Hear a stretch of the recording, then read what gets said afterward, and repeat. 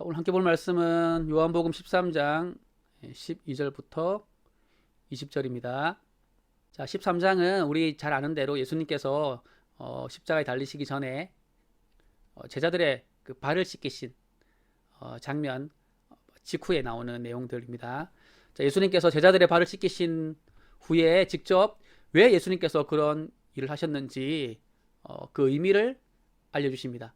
자, 오늘 읽은 이 14절 15절에 나오는 것처럼 예수님께서는 제자들의 발을 씻겨주시면서 내가 너희들에게 이렇게 한 것처럼 너희들도 서로 발을 씻어줘야 된다, 이렇게 말을 하고 있습니다.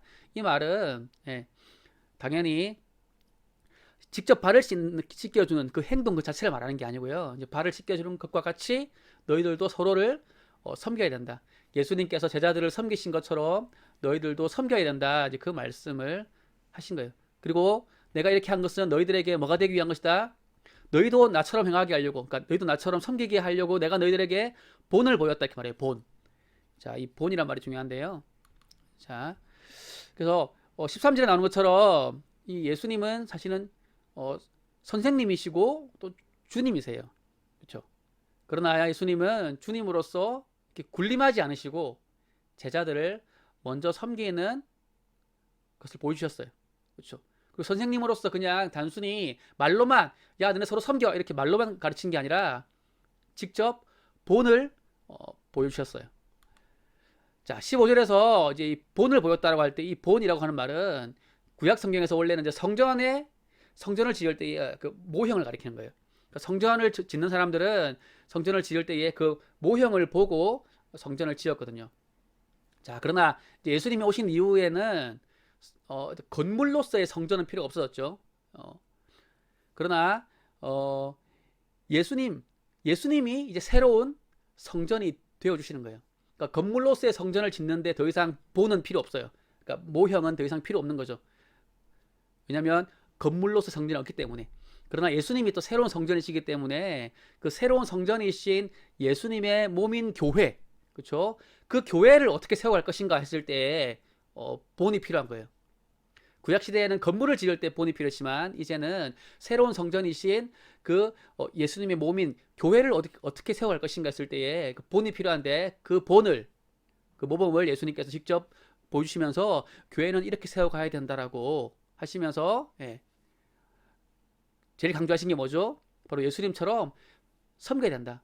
교회는 서로가 서로를 섬겨야 된다. 겸손하게 섬겨야 된다. 그게 교회를 세워나가는 데 있어서 가장 중요한 것이다라고 말씀을 하신 거예요. 자, 16절에 나오는 것처럼 예수님의 제자들, 그리고 제자들을 통해 세워진 그 교회는 예수님의 종이고 또 예수님께 보내심을 받은 자들이에요. 그러니까 교회는 주인이시며 또 우리를 보내신 그 예수님보다 작죠. 크지 못하죠. 자, 그러므로 교회보다 크신 예수님께서 친히 섬김의 본을 보셨다면 그 예수님보다 당연히 낮은 그 종인, 보냄받은 자인 교회는 더욱더 낮은 모습으로, 그렇죠? 예수님도 낮은 모습으로 섬기셨기 때문에 우리는 더 낮은 모습으로 섬겨야 되는 거예요. 그러니까 교회의 중요한 본질이 뭐냐 했을 때 여러 가지가 있겠죠. 근데 오늘 본문에서 강조하는 건 뭐죠? 교회는 어떤 곳이다? 겸손하게 섬기는 곳이다 라는 거예요. 그런데 종종 우리는 세상을 향해서 또 교회의 다른 지체를 통해서 이렇게 뭔가 군림하려고 할 때가 있어요. 그렇죠? 자, 하나님께서 온 세상을 만드시고 다스리시기 때문에 하나님 백성인 우리도 마치 그렇게 온 세상이 주인인 것처럼 이렇게 막 군림하면서 세상을 내 마음대로 막 좌지우지 하면서 다스릴 수 있다, 이렇게 착각하는 성도들이 간혹 있습니다. 물론 우리는 영적인 그 어둠 속에 있는 이 세상을 향하여서 진리를 아주 당당하게 외쳐야 돼요. 당당하게 말해야 돼요. 그러나 동시에 진리에 대해서 당당히 말하면서도 동시에 세상을 향해서 겸손하게 섬겨야 된다라는 겁니다. 예수님도 진리를 선포하실 때는 굉장히 단호하셨지만 사람들, 특별히 그 죄인들, 세리들, 약자들과의 관계 속에서는 그들에게 군림하신 게 아니고 섬김을 받으려 하신 게 아니고 오히려 섬기셨어요. 그렇죠? 그러니까 우리의 주인이신 예수님께서 그렇게 낮은 모습으로 겸손하게 섬기셨다면 종인 우리는 더더욱 겸손하게 낮은 모습으로 섬겨야 마땅하다는 겁니다. 자, 근데 우리는 겸손하게 섬기는 걸 굉장히 싫어합니다. 그죠? 겸손하게 섬기는 걸 좋아하는 사람 있습니까? 잘 없죠. 왜냐하면 다른 사람을 겸손하게 섬기면 뭔가 호구 잡혀가지고 손해본다 생각하기 쉽기 때문이에요. 자, 어떤 영화에 나오죠. 부당거래라는 영화가 있습니다. 그 영화 보면 여러분들은 이게 못 보는 영화죠. 이거 아마 청불일 거예요. 근데 거기에 이제 유명한 대사가 있어요. 뭐냐면은 호의가 계속되면 권리인 줄 안다. 그런 대사가 있거든요. 왜냐하면 호의를 계속 베풀면은 사람들이 이제 그 사람을 이용하려 들려는 경우 있죠. 맞습니다. 그런 경우 있어요. 그래서 섬기는 자가 오히려 더 손해를 보는 경우가 종종 있습니다.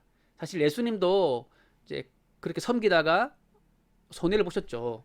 잘 보세요. 18절에 보면은 예수님께서 시편 41편을 인용해가지고 이렇게 말씀하세요. 내 떡을 먹는 자가 내게 발꿈치를 들었다.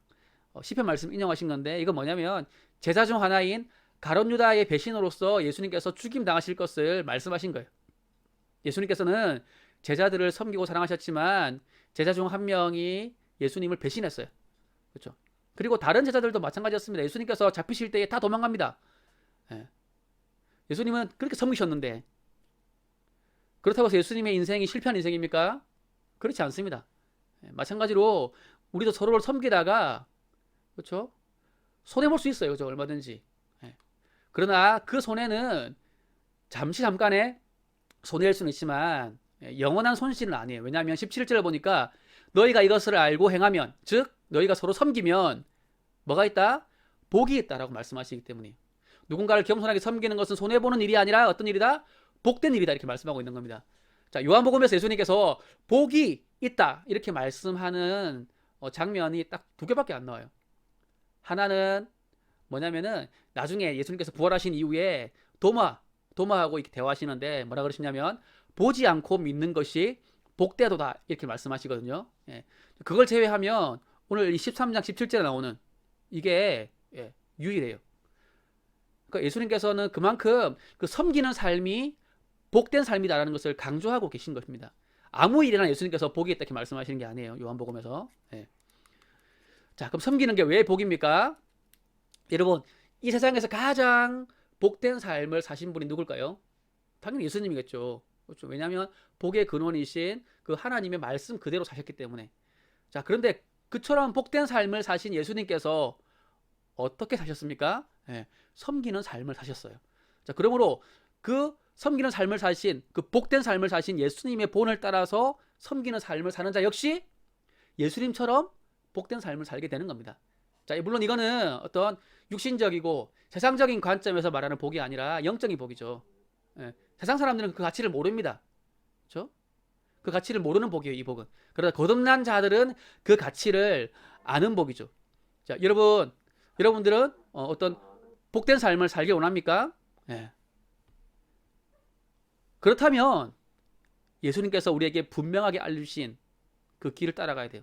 어떤 길입니까? 예수님처럼 겸손하게 섬기는 삶을 살아야 하는 겁니다.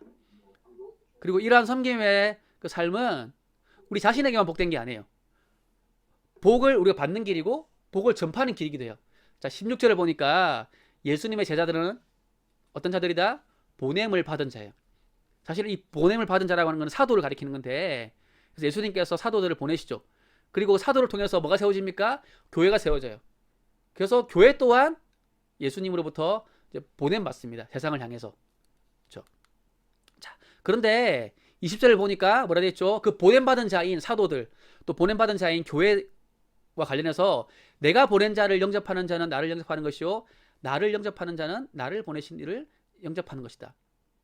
자, 예수님 당시 제자들은 예수님을 직접 눈으로 보았어요. 그죠? 직접 말씀을 귀로 들었습니다.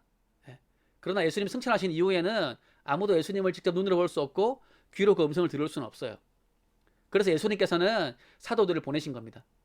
세상을 향하여서 예수님 대신해서 말씀을 전하도록. 그리고 그 사도들을 통해서 교회가 세워지게 하시고 교회를 또 보내어서 교회를 통하여서 예수님을 드러내시고 예수님 말씀을 가르쳐 주시는 겁니다. 그래서 그 교회를 통해 선포된 말씀을 영접하는 게 곧 누굴 영접하는 거예요? 예수님을 영접하는 거죠. 그렇죠? 예수님을 눈으로 보고 귀로 음성을 듣고 영접하는 게 아닙니다. 그렇죠? 교회를 통해서 선포된 복음을 통해서 예수님을 영접하는 거예요. 즉 우리는 교회인 우리는 세상을 향해서 복음을 전함으로 예수님을 드러내는 사명을 가진 자들이죠. 자, 그러므로 우리가 먼저 일단 예수님이 누구인지 바로 알고 복음을 세상에 바로 전해야 돼요. 근데 복음을 내가 잘 전했으니 끝이다? 그렇지 않죠. 우리가 겸손하게 섬길 때에 우리의 삶을 통해서 우리의 모범이신 예수 그리스도가 더 잘 드러나는 거예요.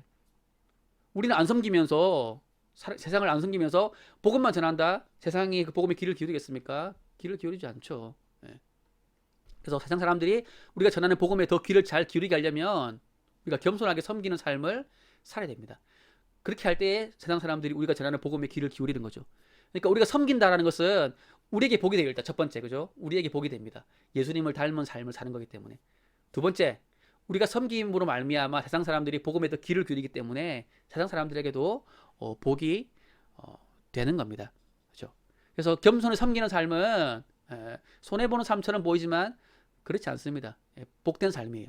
자신에게도 복이 되고 또 우리의 복음을 듣는 사람들에게도 복을 전할 수 있는 그게 바로 겸손한 삶의 길입니다. 이렇게 예수님을 닮아서 예수님처럼 겸손하게 섬김으로 복된 삶을 사는 우리 모든 SFC 친구들 되길 바랍니다.